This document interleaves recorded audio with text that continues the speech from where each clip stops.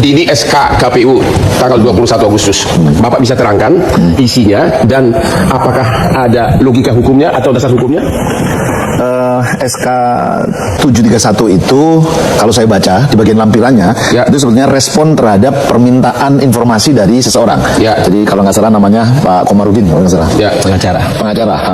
Lalu KPU untuk merespon sebelum memberikan dokumen dia melakukan uji konsekuensi. Jadi ada timnya, tim PID melakukan uji konsekuensi dan kesimpulannya adalah 16 item yang itu menjadi persyaratan ketika pasangan calon presiden dan wakil presiden mendaftar ke KPU itu dinyatakan dokumen yang dikecualikan.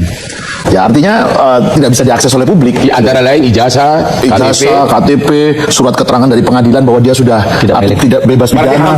Hampir semua data surat kesehatan, surat calon pimpinan negara nggak boleh diakses gitu. Menurut SK itu ya.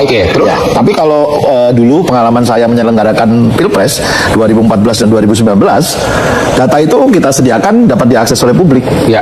Nah, dengan adanya Undang-Undang Perlindungan Data Pribadi itu memang beberapa item itu kita tutup, kita lindungi supaya hak pribadi seseorang juga terlindungi juga. Misalnya hasil pemeriksaan kesehatan itu yang ditampilkan kan hasil yang menyatakan dia memenuhi syarat atau tidak. Tapi rekam medisnya, jantungnya gimana, ginjalnya gimana, parunya gimana, itu tidak kita tampilkan. Kasih contoh, ijazah gimana? Ijazah itu yang ditampilkan ya ijazahnya saja. Tetapi di balik ijazah itu kan ada bahasa Inggris dapat berapa, matematika dapat berapa. Itu tidak Tapi dengan SK yang baru total nggak boleh. Tidak boleh, tidak bisa. Sama sekali nggak boleh. Tidak bisa. Dasar hukumnya apa SK KPU ini? Dan kenapa sekarang Pilpres masih lama? Kalau mengikuti prosedurnya, maka yang dijadikan dasar oleh teman-teman KPU itu ya hasil rapat uji konsekuensi oleh tim itu. Dari segi hukum, landasan hukumnya ada nggak? Misalnya laporan harta kekayaan, itu kan oleh KPK malah dibuka ke publik. Ini nggak boleh. Nah, ini berarti ada regulasi yang bertentangan. Maksud Bapak SK ini bertentangan dengan undang-undang atau mana? Siapa yang salah? Dia bertentangan dengan undang-undang yang lain. Misalnya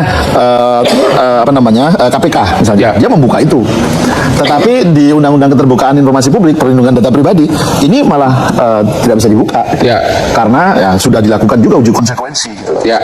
Jadi dari Bapak sebagai mantan ketua KPU, apakah SK ini sebelum dicabut memang ada landasan hukumnya atau tidak?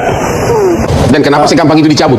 Jadi gini, prosedurnya sudah dia lalui dengan melakukan uji konsekuensi. Kesimpulan uji konsekuensi itulah yang dijadikan dasar untuk membuat SK, untuk membuat keputusan. Di mana salahnya melihat ijazah orang?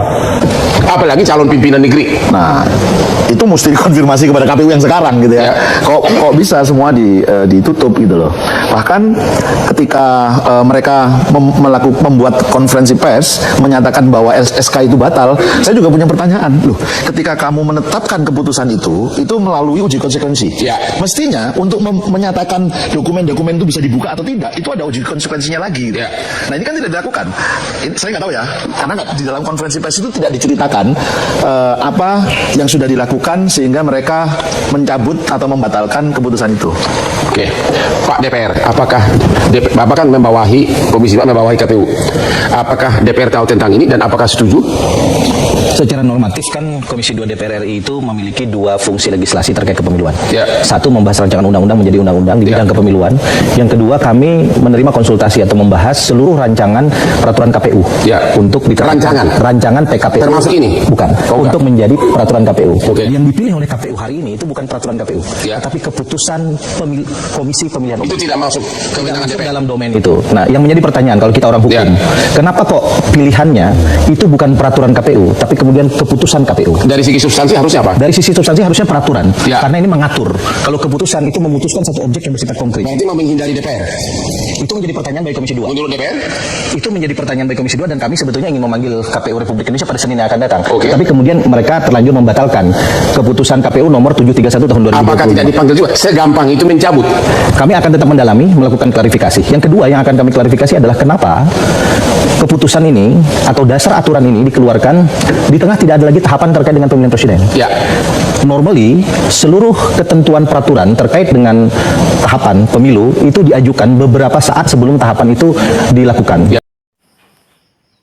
Oke teman-teman, kembali lagi bersama saya di channel ini. Teman-teman pasti kalian sudah melihat cuplikan video di atas bahwasanya gara-gara bapaknya yang dorong-dorong anaknya supaya jadi wapres, akhirnya anaknya yang jadi korban. Ya, makanya kalau tidak punya ijazah, jangan coba-coba baikan permainan. Ya. Bagaimana kalau gubernur dan wakil bupati dan wakil kepala desa ijazahnya dirahasiakan? Nah, di mana letak keadilan dan kejujuran kalau yang dirahasiakan hanya atau presiden dan wakil presiden? Nah, ini peraturan geblek ya, malu disaksikan seluruh rakyat Indonesia. Pecat saja ketua KPU, yang jelas aturan dibikin malu saja atau diganti orang-orang yang cerdas lagi pula. Pinter jangan dikasih ketua KPU. Nah, kejar terus sampai masuk bui Nusa Kembangan seumur hidup. Tidak layak jadi pejabat, ijazah saja palsu. Nah, mulai debat saja sudah ngomong, apalagi sudah jadi tambah sombong.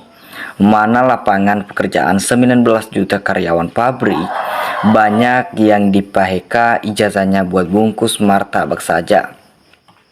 Nah, teman-teman, janji 19 juta lowongan kerja yang ada banyak PT yang bangkrut, kosong nyari bunyinya janji palsu.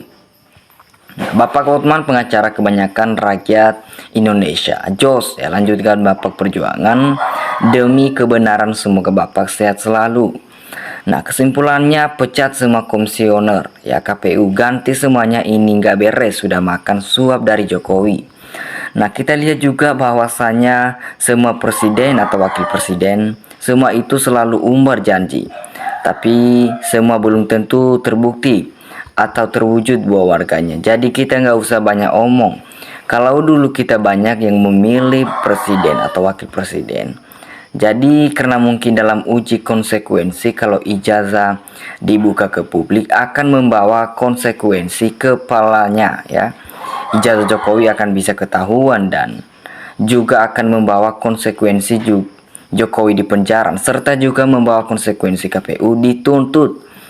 Maka diutuskan ijazah tidak bisa dibuka tanpa seizin EYBS. Nah, Hotman Paris sudah profesional, lanjutkan yang tegas, berani, tidak panduk bulu. Ya, kalau memang melanggar hukum harus ditegaskan demi keadilan bangsa dan negara. Ya, cari wapres yang profesional, yang cerdas. Ya, mumpuni jujur, Gibran banyak melanggar konstitusi. Gibran sebenarnya itu harus mundur ya. Merusak negara Indonesia, masih banyak pemimpin yang cerdas. Segera Gibran diganti. Nah, teman-teman, maaf sebelumnya, coba itu DPR MPR dibuka semua. Pasti banyak yang sama banyak yang palsu. Rakyat ini sudah lelah, memang susah cari orang jujur kalau sudah terbicara masalah uang. Nah, menyembunyikan data atau cawapres atau capres, jujur saja bahwa ini atas merahasiakan data tersebut, diduga atas pemimpin pihak tertentu. Tapi ingat, rakyat tidak bodoh dan sekedar mengingatkan, dan hati-hati, bahaya kedua bisa jadi akan dibunyikan kembali oleh rakyat yang merasa dibohongi oleh KPU, dan pihak-pihak yang berniat jahat kepada rakyat bisa jadi akan dinempelkan. Nah, inilah aturan KPU yang membuat serba kepalsuan, yang menutup data-data tertutup. Inilah yang bisa dilakukan, data sirekapun dipalsukan. Nah, terapkan data-data, tidak ada kejujuran apapun hasilnya. Ya, inilah yang rakyat butuhkan untuk menghindari suatu kejahatan yang menipu rakyat. Jadi kalau memang kerja ke luar negeri, saya lagi di luar negeri, pas muka pintu orang kerja banyak banget yang cari mana-mana. Bagaimana sepenting mata memanjang dan sepanjang jalan bekerja selalu banyak yang dari mana-mana.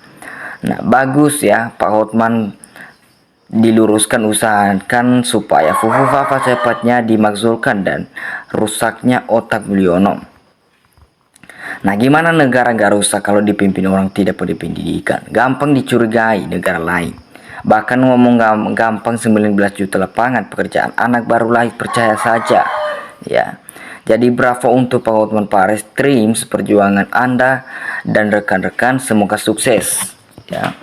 Jadi Gibran sudah jadi wapres, sekarang ijazah bermasalahan. Walaupun lulusan SD, bisa disuruh turun di belakang Gibran. Ada Jokowi dan Prabowo. Kalau mau suruh turun ya demo, kalau tidak demo juga berharap bisa turun. Nah, begitulah kira-kira. Nah, teman-teman, tangkap penjarakan kalau benar-benar dokumen dan palsukan Gibran dan Jokowi. Rakyat kecil biar puas karena muak dengan keluarga ini.